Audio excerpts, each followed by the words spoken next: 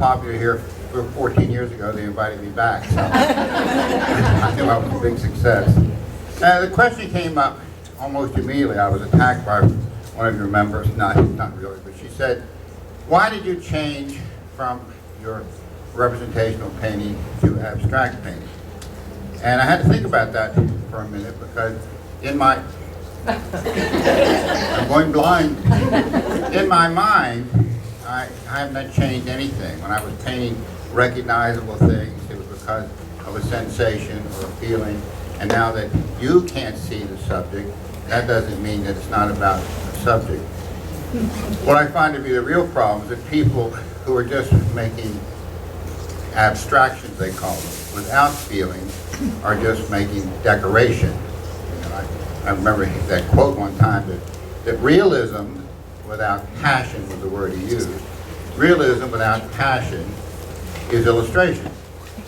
And abstraction without passion is decoration.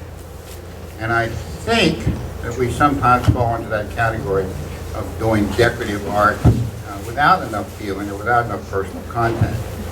So when I'm painting something to you, you don't recognize parts of it. It's very real to me. You know, if I'm painting a barn, I just don't go out to paint a barn because it's Tuesday and we always paint on Tuesday. I have to have some reason for wanting to paint that barn. And I hope you do too. I hope that the paint is not just technique, design, and impressing whomever. You know, the person you really want to impress is you. So that when you get finished with a painting, you can say, a lot of people are not going to get it, they're not going to like it, but it's mine. And I can stand behind that. So I was thinking, what am I going to paint tonight? And my ideas were, I like fly fishing. I love it. And I thought, well, I can do one of these paintings where I'm talking about the quiet of a stream, the mystery of a stream that you're out there next to the mountain laurel, and things are hanging over, and there's a dark pool, and in that pool there's a trout at least this long. Yeah, right. It generally is this long. And I thought, well, that would be fun for me, but it would be so dark that you wouldn't see anything. So I thought that's not going to work.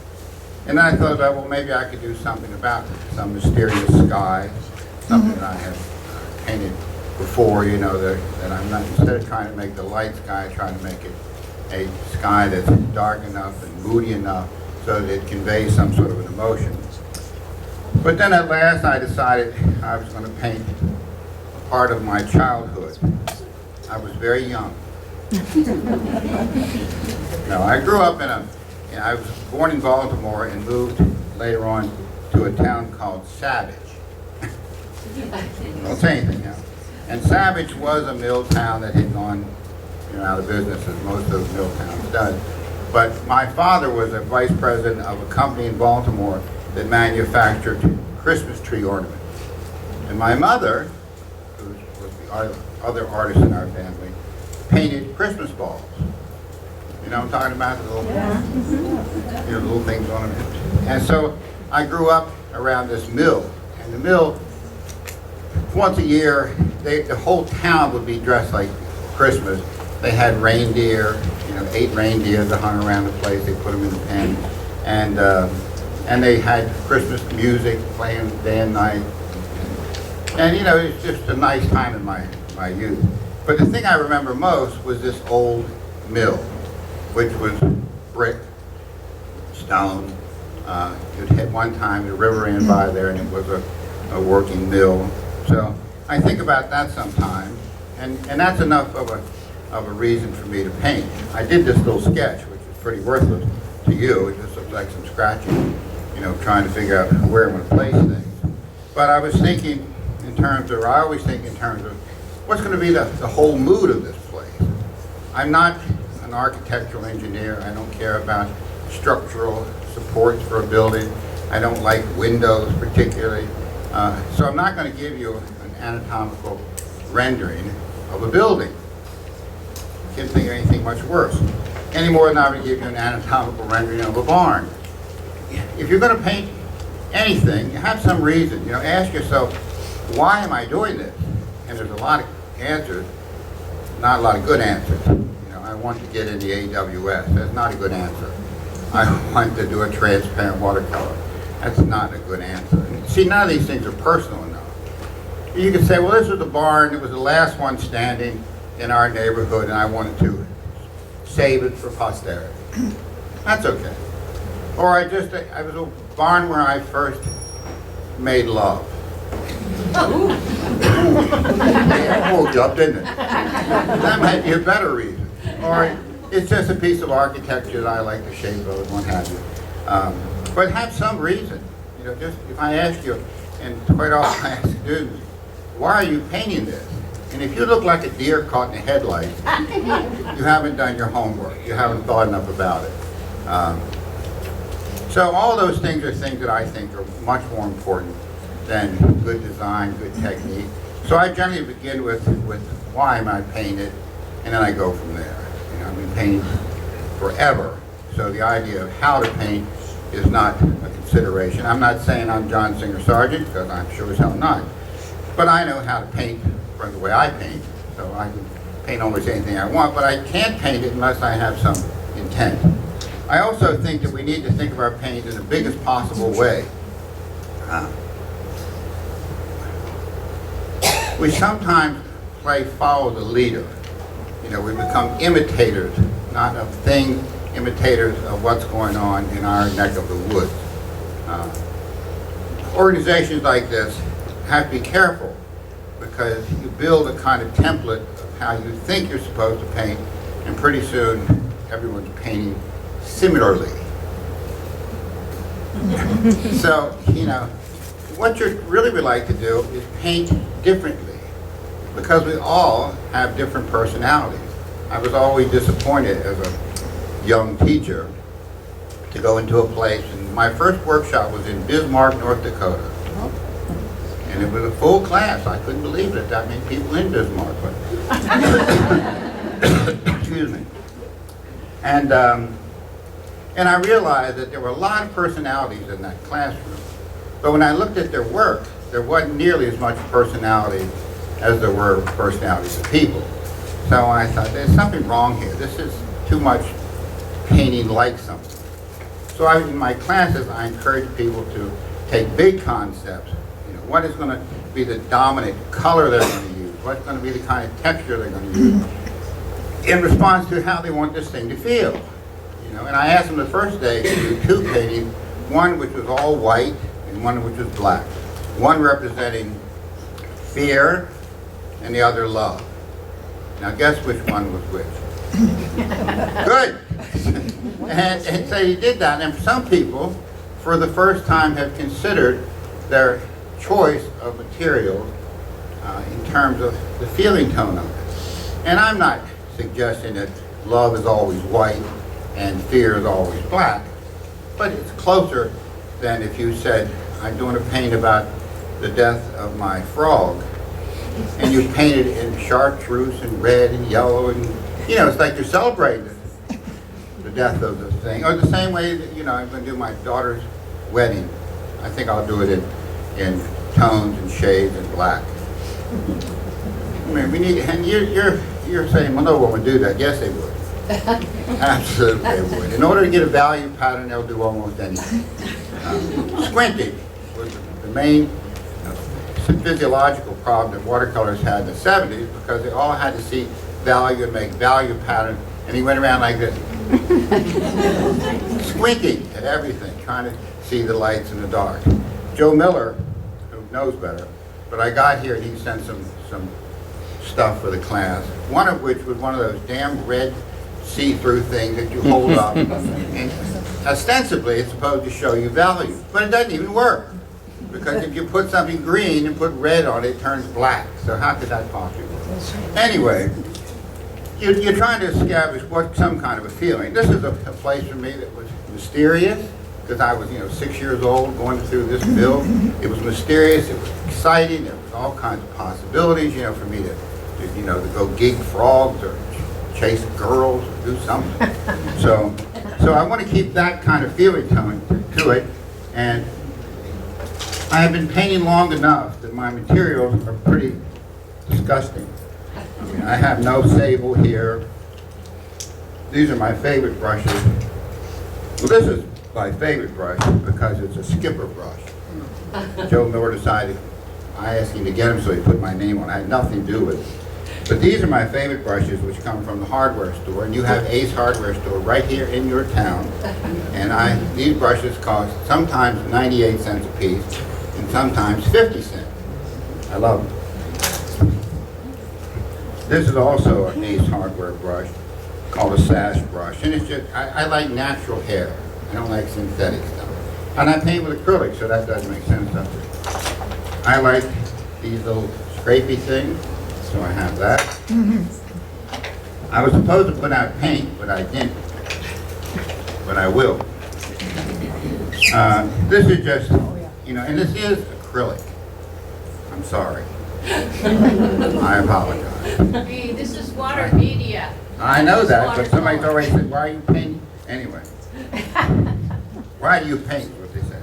So this is yellow on the orange or the green side, and this is yellow on the orange side. So I put those out. Could you put it under the camera so we could see it? You know? Thank you. Because we don't know what yellow looks like. Yeah, I can Yeah. understand. You don't get out much, so.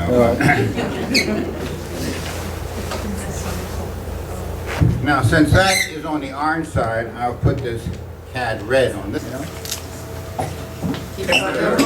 Good. Because we don't know what yellow looks like. Yeah, I can understand it. You don't get out much, so. Now, since that is on the orange side, I'll put this cad red on this side. These are pretty technical things here, and I hope you're taking notes. And red moving towards violet, I'll just put some violet here. I didn't care for that color, but I'll put it out there.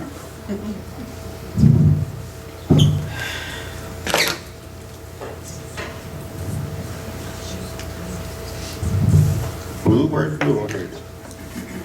So here is ultramarine blue, which would go on the end because it's closer to that color, the more red in it. And this is cobalt, which I think is a perfect blue color.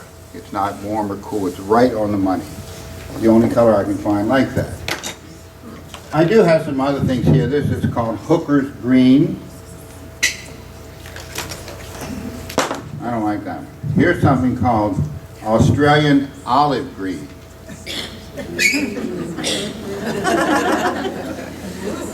From a company called Matisse, made in Australia. Here's something called Australian Salmon Gum. These are kind of tertiary colors to those, so I'm sticking those on the side. And here's something I love called Australian Ghost Gum.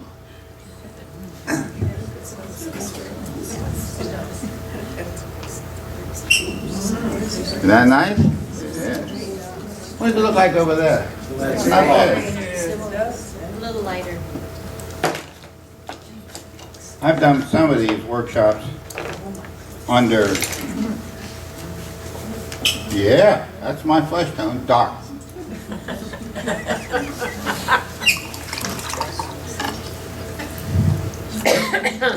So I like to begin my painting by establishing just where things are going to go. This is going to be part of the mill.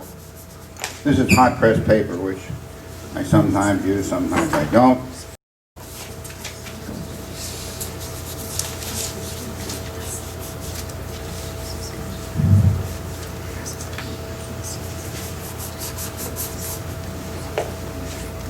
See, if you can start like that, where you're just establishing this is where the colors are going to go, not this is the shape of the thing. Like, I don't ever want to start a paint by drawing. Because once I've drawn it, you know, like you, I cannot avoid filling it in. So if I don't draw it, it gives me a little bit of a chance anyway.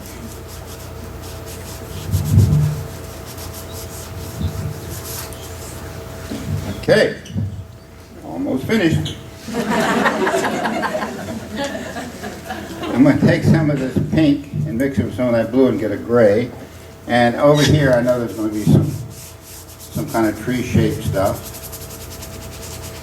I notice you don't have white out. Is there a reason? Oh, Just not yet. just not yet. He dips into it as he needs it. I didn't see him. I know. Trying to sit like. Here, white.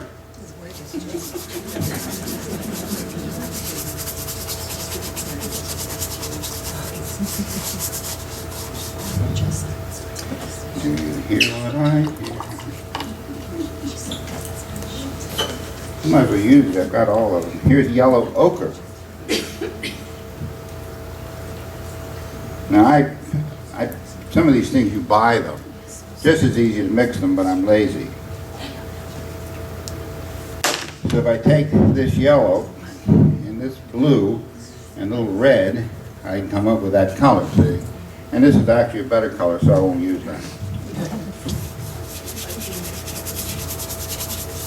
Edges are the biggest problem we have in conveying color, because if we define something as being dark against light, the color is lost against value. So I try not to let myself get into that too much. Too much.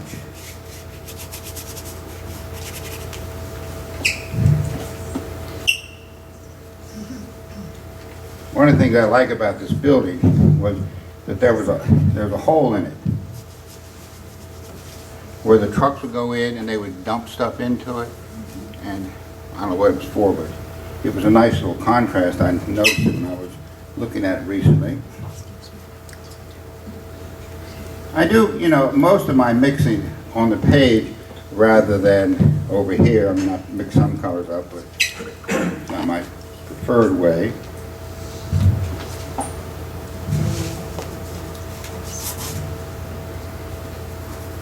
Do you ever do a wash? Yes.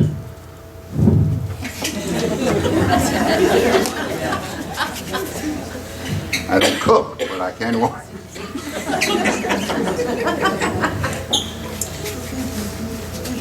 You mean just by putting more water in it?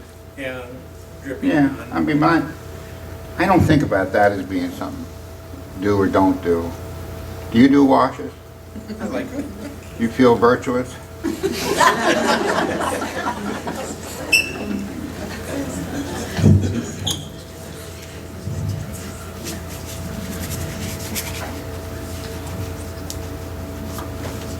This is someone else's apron.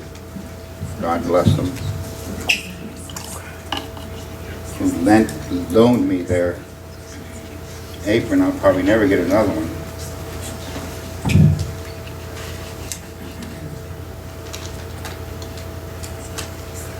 The more I can keep you away from edges, the happier I am. And like you, I tend to get a little excited about them sometimes, so I'll wipe some of that out. See, that was what I consider a good edge, because this color's allowed to blend into that. Right? Right. Right is right.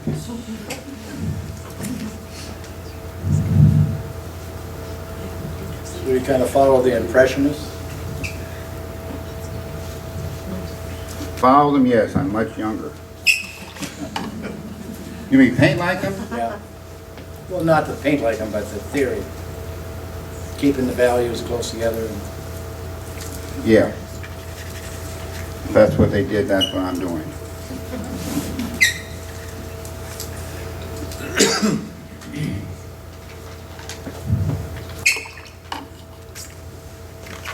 A lot of heavy breathing. I hope my wife doesn't get a recording of this. She said, "What the hell's wrong with you?"